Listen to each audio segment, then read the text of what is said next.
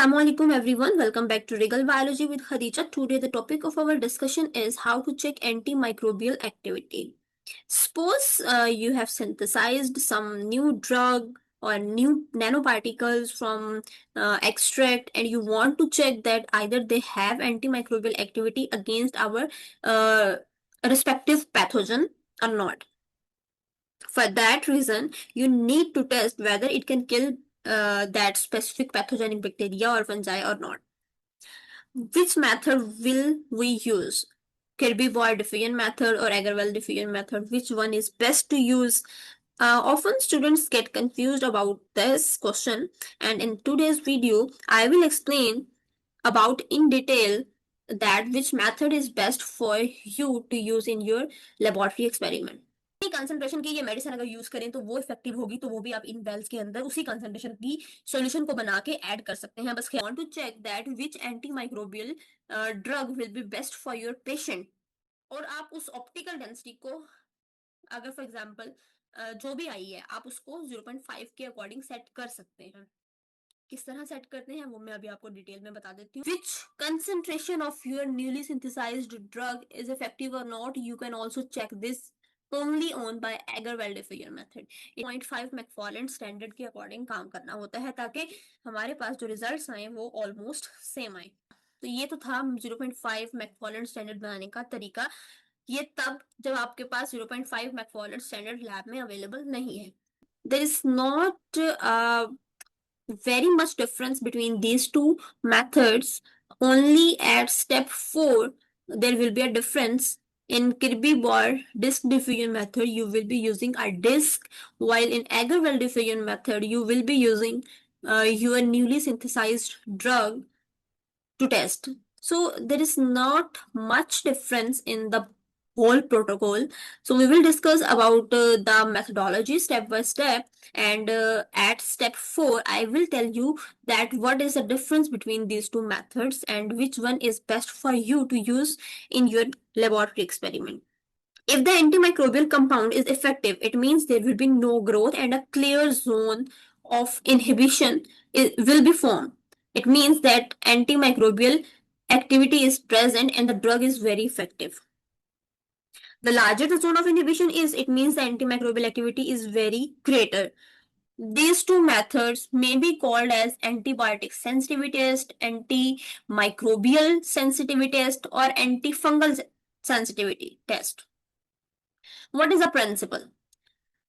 Upon contact with the agar surface, the antimicrobial agent immediately diffuses from the wells if you are using agar well diffusion method, and if you are using Kirby-Boyd disc diffusion method, the disc. It will diffuse surrounding the agar and it will inhibit the growth of microorganism. This is the main principle, the whole strategy. If microorganism is inhibited, the antimicrobial agent, it means a clear zone of no growth will be present around the disc if you are using Kirby-Boyd disc diffusion method, and around the well if you are using Agar-Well diffusion method. Suppose you are working in a hospital laboratory and you want to check that which antimicrobial drug will be best for your patient. If your patient suppose have a urinary tract infection and you want to check which antibiotic will be best for my patient, what will you do? You will use Kirby-Boyd disc diffusion method. You will check the antimicrobial activity of all drugs on pathogenic plate that will be made from the patient's pathogenic sample. You will place different discs of antimicrobial agents and you will check that where is the maximum zone of inhibition.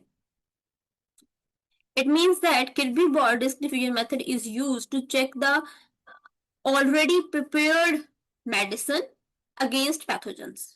While Agar-Well diffusion method, you can use this method to check that either your newly synthesized drug is effective or not. Which concentration of your newly synthesized drug is effective or not, you can also check this only owned by Agarwal diffusion method. It means for MIC, you will use Agarwal diffusion method.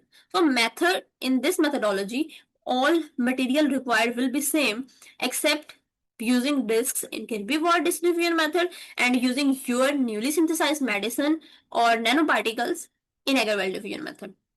So Muller Hinton agar plate, pure bacterial culture, sterile cotton swabs, sterile saline, McFarland 0.5 standard, and antibiotic disc or newly synthesized nanoparticles, disc dispenser or sterile forceps if you are using antibiotic disc, and if you are using your Agarwal diffusion method for your newly synthesized drug, then you will need cork borer or well cutters, incubator, ruler or vernier marker, because you need to mark that in which well or which disc is you placed in which position. So you need to mark everything on the plate also. Let's discuss the procedure of this method step by step. We will discuss from step 1 to step 3, and these 3 steps will be used in both methods, Kirby-Ward disk diffusion method and Agarwal diffusion method. So start with prepare a fresh bacterial culture.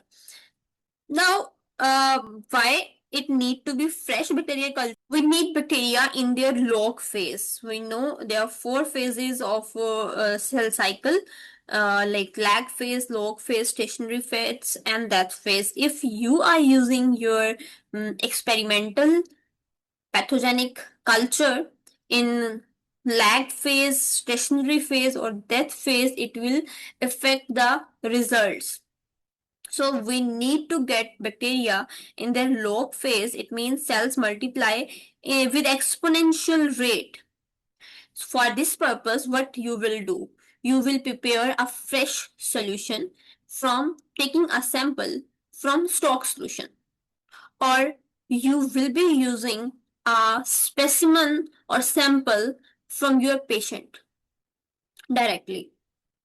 So first you will use a stock solution, and when will it be more effective?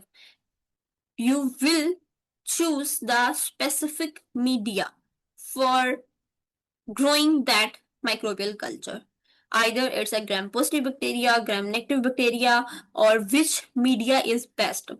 McConkey agar plate will be best, or LB agar plate will be best, or a blood agar plate will be best. You will decide depending upon the solution or the stock solution bacteria. Suppose here we are working with the methicillin resistant Staphylococcus aureus bacteria, and we will be using a McConkey agar plate. हमें जो भी ये काम perform करना है, procedure perform करना है, हमें लेमिनर एयर फ्लो को यूज करना है ताकि हम जो भी काम करें उसमें हमारे पैथोजेनिक बैक्टीरिया के साथ जिस हम डील कर रहे हैं उससे इन्वायरमेंट को कोई नुकसान ना हो, आपको कोई नुकसान ना हो, और जो आप टेस्ट कर रहे हैं वो नेगेटिव की तरफ ना चला जाए, either microbes from surrounding environment और फ्रॉम योर हैंड वो प्लेट में ना चले जाएं। तो इसके लिए क्या करना है, अपने हैंड्स को आपने अच्छे से स्टेरिलाइज कर लेना है, लेमिनर एयर फ्लो हुड जो है उसको आपने कंप्लीटली स्टेरिलाइज करना है, और फिर आपने अपना काम स्टार्ट करना है। आप क्या करेंगे, बर्नर चलाएंगे, लूप को स्टेरिलाइज करेंगे, स्टेरिलाइज करने के बाद थोड़ी सी देर आप उसे रेस्ट देंगे ताकि वो रेड हॉट ना हो। रेड हॉट होने तक पहले आपने उसे स्टेरिलाइज करना है, और जब वो स्टेरिलाइज हो जाएगी, रेड हॉट हो जाएगी, उसके बाद आपने उसे फ्लेम से थोड़ा साइड पे कर लेना है। डायरेक्ट आप स्टॉक सोल्यूशन में नहीं डालेंगे क्योंकि वो रेड हॉट मटेरियल जो आपका स्टॉक सोल्यूशन है उसको खराब कर सकती है, बैक्टीरियल सोल्यूशन को खराब कर सकती है, उन्हें डिस्ट्रॉय कर सकती है। जैसे थोड़ा सा ठंडा होगा तो आपने उसको स्टॉक सोल्यूशन में डाल देना है, और फिर आपने स्ट्रीक कर देनी है। अब स्ट्रीकिंग क्या होती है उसके लिए हम अलग वीडियो यूट्यूब चैनल पर मौजूद है, वो आप देख लीजिएगा। अब स्ट्रीकिंग में क्या होता है, हम एक कॉर्नर से स्टार्ट करते हैं, प्लेट को पकड़ते हैं और स्ट्रीक्स करते हैं। चारों डायरेक्शन में हम स्ट्रीक करेंगे। पहले हम 3 डायरेक्शन में स्ट्रीक करेंगे और चौथी डायरेक्शन में हम सिर्फ एक लाइन लगाएंगे। हमारा पर्पस ये है कि हम सेपरेट कॉलोनी हासिल कर सकें। हम क्या करेंगे, स्ट्रीक करने के बाद उसको इंक्यूबेटर में रख देंगे। 37 डिग्री सेल्सियस टेम्परेचर पे आप उसे रख देंगे, और 24 आवर्स के बाद यानी नेक्स्ट डे जब आप लैब में जाएंगे, आप उस प्लेट को उठाएंगे और उस प्लेट पे ग्रोथ आ चुकी होगी। अगर आपने बैक्टीरिया को किया स्ट्रेक, बैक्टीरिया की ग्रोथ आ चुकी होगी, और अगर आप फंगस को टेस्ट कर रहे हैं तो फंगस की आ चुकी होगी। तो जिस भी एंटी माइक्रोबियल एजेंट को आप चेक करना चाह रहे हैं उसकी ग्रोथ आ चुकी होगी, और सेपरेट कॉलोनी आपने यहाँ से लेनी होती है, और उस कॉलोनी को आपने नेक्स्ट डे क्या करना होता है, लिक्विड ब्रोथ में ऐड करना होता है। अभी हम इस कॉलोनी को डायरेक्टली यूज नहीं कर सकते एगरवेल डिफ्यूजन मेथड को परफॉर्म करने के लिए या किर्बी बॉल डिस्क डिफ्यूजन को परफॉर्म करने के लिए। हमें क्या चाहिए, हम क्या करेंगे, ये जो प्लेट है इसमें से सेपरेट एक कॉलोनी को पिक करेंगे। किस तरह पिक करेंगे, सारा काम आपने उस तरह लेमिनर एयर फ्लो में करना है, स्टेरिलाइज एनवायरनमेंट में करना है, ग्लव्स पहन के कीजिएगा। और आपने क्या करना है, लूप को रेड हॉट करना है, उसे रेस्ट करने देना है थोड़ा सा। फिर आपने उसी प्लेट में से आपने बिल्कुल स्मॉल एक सेपरेट कॉलोनी उठानी है, और आपने जो टेस्ट ट्यूब्स आप पहले से बना के रख के गए होंगे, तो आपने उन्हें उस टेस्ट ट्यूब के अंदर लिक्विड ब्रोथ मौजूद है, आपने उसको मिक्स कर देना है लिक्विड ब्रोथ में। अब लिक्विड ब्रोथ कैसे बनाते हैं, देखिए ये हमारे पास है लिक्विड ब्रोथ। आप सॉल्यूशन बनाते हैं, उसको स्टेरिलाइज करते हैं, ऑटोक्लेव करवाते हैं, और फिर आप उसे लेमिनर एयर फ्लो में रखते हैं, बेस्ट है। क्योंकि आपने एक दिन बाद नेक्स्ट प्रोसीजर परफॉर्म करना है, तो बिल्कुल वैसे ही टेस्ट ट्यूब बंद करके आप उसे लेमिनर एयर फ्लो के अंदर ही रखते हैं, और अगले दिन आके आप क्या करें, जब आपकी ग्रोथ आ चुकी होगी प्लेट में, आप क्या करेंगे, उसमें से एक कॉलोनी उठाएंगे और कॉलोनी को लेके आप लिक्विड ब्रोथ में मिक्स कर देंगे। और अगेन इसको भी हम वैसे ही 24 आवर्स के लिए इंक्यूबेटर में रख देंगे। अब यहाँ पर हमें इंक्यूबेटर जो यूज करना है वो शेकिंग इंक्यूबेटर यूज करना पड़ेगा, क्योंकि हमने यहाँ पर लिक्विड ग्रोथ यूज किया है, और हम चाहते हैं कि बैक्टीरिया जो ग्रो करें, ये लिक्विड ग्रोथ जो है अगर वो शेकिंग पोजीशन में होगा तो बैक्टीरिया इजीली ग्रो कर पाएंगे। नेक्स्ट डे आप आके देखेंगे तो जो आपने कंट्रोल रखा हुआ होगा, जिसके अंदर आपने कुछ भी नहीं ऐड किया होगा, वो बिल्कुल क्रिस्टल क्लियर होगा। और जो जिसमें आपने कॉलोनी को पिक करके ऐड किया था जिस लिक्विड ग्रोथ वाली टेस्ट ट्यूब में, उसमें आपको टर्बिडिटी नजर आएगी, यानी वो सॉल्यूशन क्लियर नहीं होगा, उसमें ग्रोथ मौजूद होगी बैक्टीरिया की या फंगस की।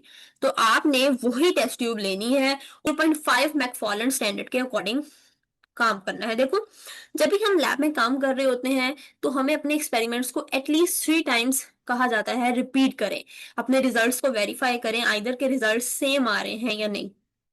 19-20 का फर्क तो चल सकता है, बट मेजर डिफरेंस अगर आना शुरू हो जाए रिजल्ट्स में, और आप तीनों एक्सपेरिमेंट्स सेम कंडीशंस पे अप्लाई कर रहे हैं लेकिन रिजल्ट्स आपके डिफरेंट आ रहे हैं, इट मीन्स आपका प्रोसीजर सही नहीं है। तो उसके लिए डिफरेंस अक्सर यहीं पर आता है कि हम जो ग्रोथ लेते हैं, सम टाइम इंक्यूबेटर शेकर जो है वो चलते चलते 1-2 घंटे के लिए बंद हो गया है, या फिर आपने कुछ घंटे के लिए ज्यादा इंक्यूबेशन दे दी है एक एक्सपेरिमेंट में, नेक्स्ट एक्सपेरिमेंट परफॉर्म करते हुए आपने इंक्यूबेशन थोड़ी सी घंटों की कम दी है, थोड़ा सा फर्क पड़ जाता है। समटाइम ग्रोथ जल्दी हो जाती है, समटाइम अब जब आप कॉलोनी पिक कर रहे होते हैं तो आपने कॉलोनी 2 से 3 पिक कर ली होती है, तो ग्रोथ ज्यादा आ जाती है। तो हमें क्या करना होता है, 0.5 मैकफॉर्लैंड स्टैंडर्ड के अकॉर्डिंग काम करना होता है, ताकि हमारे पास जो रिजल्ट्स आए वो ऑलमोस्ट सेम आए। इसके लिए आप क्या करते हैं, आपने अक्सर देखा होगा कि हमारे पास लैब्स में मैकफॉर्लैंड स्टैंडर्ड बनाने के लिए जो मटेरियल होता है वो अक्सर नहीं मौजूद होता। लाइक सल्फ्यूरिक एसिड चाहिए होता है, बेरियम क्लोराइड चाहिए होता है, और फिर उसको आप 0.5 मैकफॉर्लैंड स्टैंडर्ड के अकॉर्डिंग बनाते हैं ऑप्टिकल डेंसिटी, और फिर आप अपने टेस्ट ट्यूब को उसके साथ कंपेयर करते हैं। तो अगर हमारे पास 0.5 मैकफॉर्लैंड स्टैंडर्ड ना हो सस्पेंशन, तो या तो हमें बनाना पड़ता है, या फिर हम क्या करेंगे, ऑलरेडी प्रिपेयर्ड जो होगा स्टैंडर्ड उसके साथ कंपेयर करेंगे। अगर वो भी मौजूद ना हो तो और डिफिकल्टी हो जाती है। उसके लिए हमें क्या करना होता है, हम एक मैं आपको एक तरीका बता देती हूँ सिंपल। लैब्स में अक्सर 96 वेल प्लेट स्पेक्ट्रोफोटोमीटर मौजूद होता है, जिससे आपको ऑप्टिकल डेंसिटी का पता चल जाता है। आप सिंपल ये समझ लें कि स्पेक्ट्रोफोटोमीटर मौजूद होता है, उससे क्या होता है, लाइट पास करती है और जो भी सॉल्यूशन होता है उसकी ऑप्टिकल डेंसिटी आपको पता चल जाती है। और आप उस ऑप्टिकल डेंसिटी को, अगर फॉर एग्जाम्पल जो भी आई है, आप उसको 0.5 के अकॉर्डिंग सेट कर सकते हैं।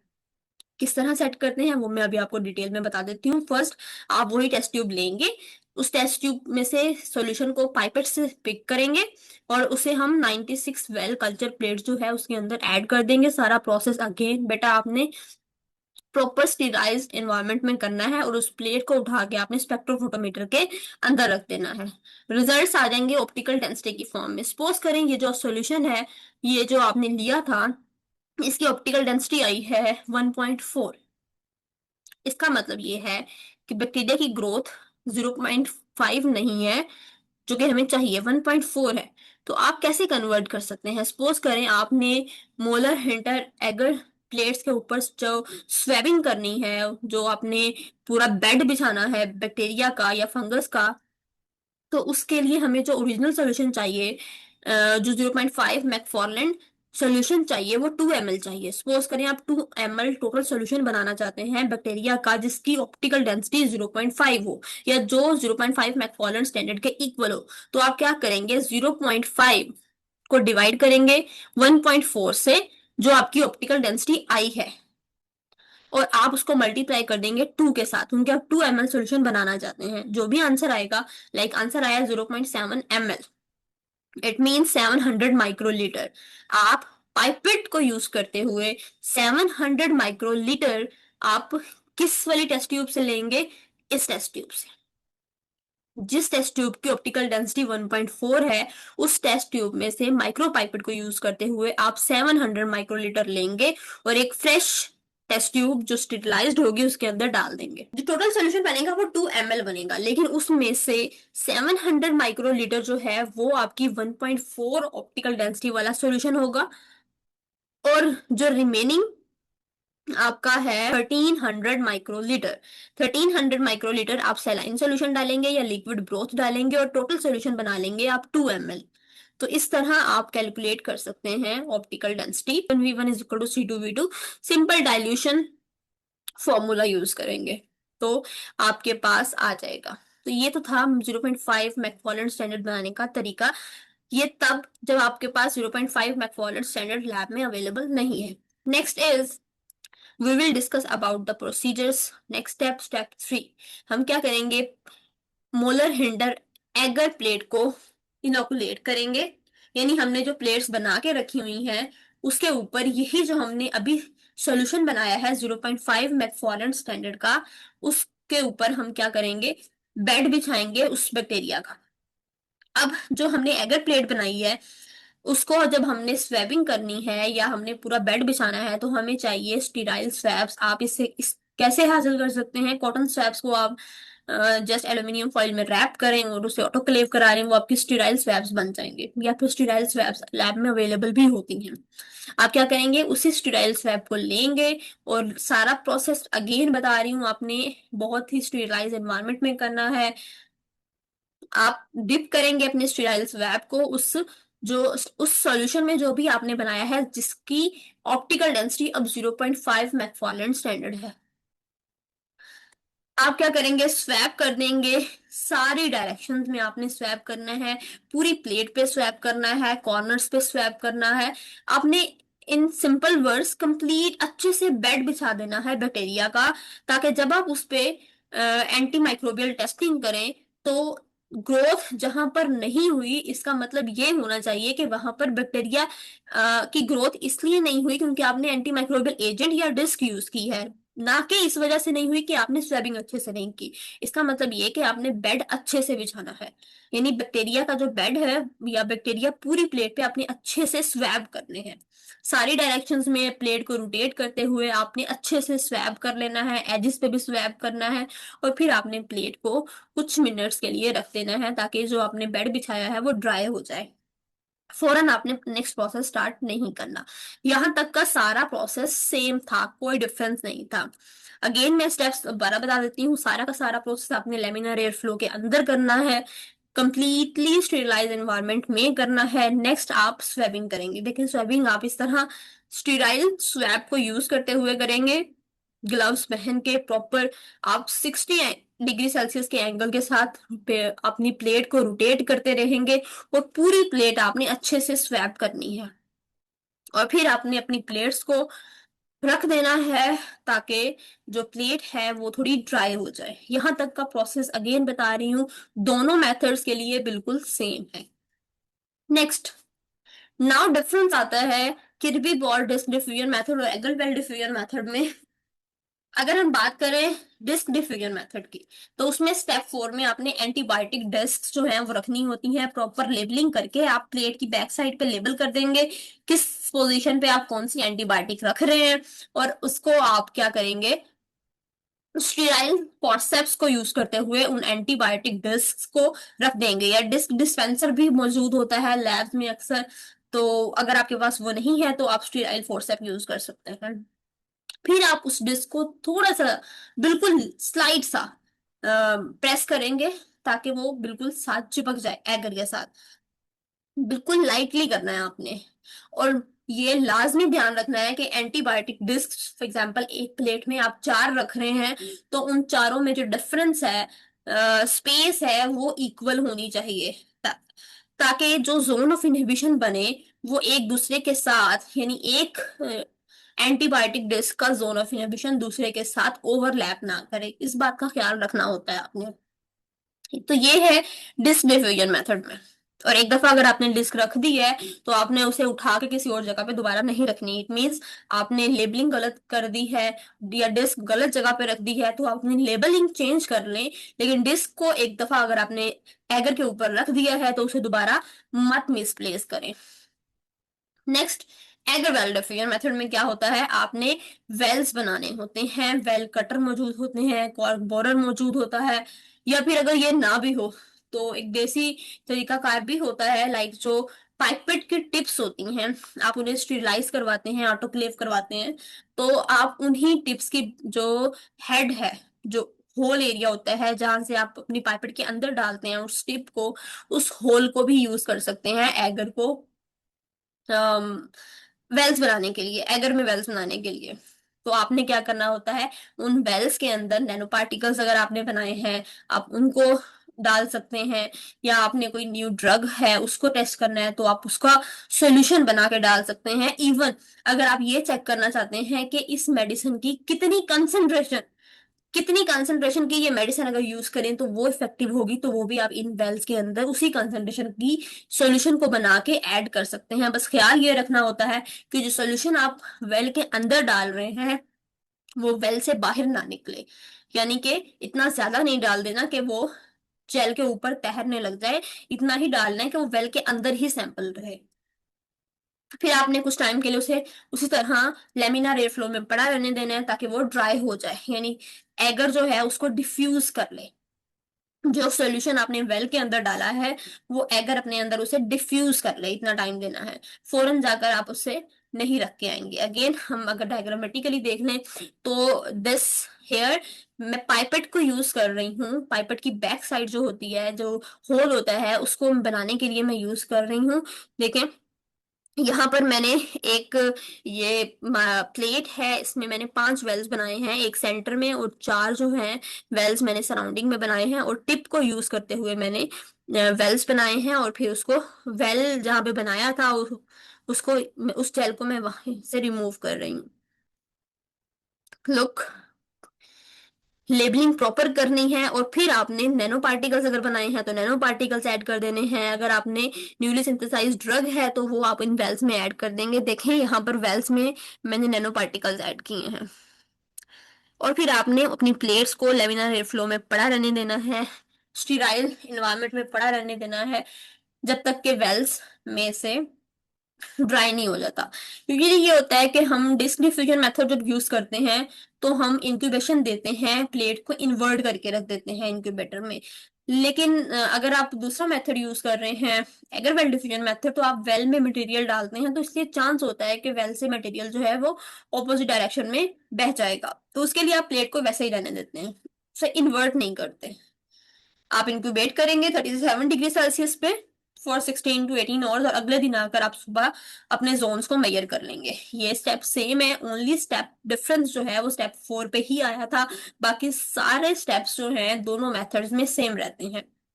स्टेप 6, आप अगले दिन आके अपने रिजल्ट्स को चेक करेंगे। क्लियर सर्कुलर जोन जहां जहां बने हैं आप उन्हें स्केल से मेजर कर लेंगे और रिजल्ट्स आप क्या करेंगे, नोट डाउन कर लेंगे। ये देखें यहाँ पर मैंने सबसे पहले तो आप ये देखें कि जो भी जोन ऑफ इनहिबिशन बनता है आप स्केल से उसे चेक करते हो कि वो कितना है। अच्छा, अब यहाँ पर चेक करो, पॉजिटिव कंट्रोल भी आप ऐड करते होते हैं। लाइक फॉर एग्जांपल, अगर आप मरसा के खिलाफ काम कर रहे हैं, तो उसके उसके लिए जो एंटीबायोटिक है, पॉजिटिव कंट्रोल के तौर पे आप उसे यूज कर सकते हैं। और फिर आप ये चेक कर सकते हैं कि जो आपने बनाई है वो आपने सराउंडिंग वेल्स में ऐड कर दी है। और आप क्लियर कट चेक कर सकते हैं कि यहाँ पर पॉजिटिव कंट्रोल जो एंटीबायोटिक मेडिसिन मार्केट में मौजूद है वो ज्यादा इफेक्टिव है एज कंपेयर टू उस मेडिसिन के जिसकी डिफरेंट कंसंट्रेशन यूज की हैं आपने, चेक करने के लिए कि आपकी मेडिसिन इफेक्टिव है या नहीं। तो 5 कंसंट्रेशन पे भी आपकी मेडिसिन इफेक्टिव नहीं है, 10 पे भी नहीं है, 20 पे भी नहीं है और 40 पे भी नहीं है। इट मीन्स आपकी medicine as compare to antibiotic जो कि अवेलेबल है मार्केट में मर्सा के खिलाफ उससे ज्यादा इफेक्टिव नहीं है। अब यहाँ पर देख लें, यहाँ पर अगर आपने नैनो पार्टिकल्स बनाए हुए हैं और उसका पॉजिटिव कंट्रोल और नैनो पार्टिकल्स का zone of inhibition, positive control का जोन ऑफ इनहिबिशन कम है as compare to nano particles. It means जो भी नैनो पार्टिकल्स आपने बनाए हैं वो ज्यादा इफेक्टिव हैं as compare to already available medicine present in the market for against that MRSA. तो इस तरह आप चेक कर सकते हैं। यहाँ पर आपका प्रोसेस कंप्लीट होता है। If you found this video helpful please like share and subscribe to Regal Biology with Khadija and don't forget to press the notification bell so you never miss our upcoming videos on microbiology, biotechnology, molecular biology and laboratory techniques. Thank you for watching. Allah Hafiz.